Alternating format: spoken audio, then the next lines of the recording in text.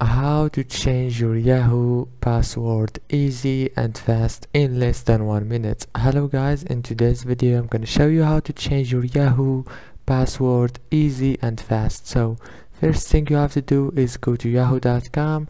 Now this is the email homepage, as you can see right here. Now all what you have to do is go to the top right here and go to your profile picture, click on it, and now it will take you to this page. Now all what you have to do is go to account security right here, click on account security, and now it will take you to this page and you will find many options here. Go down and you will find password option. Now click on change password and you will be able to change it easy and fast.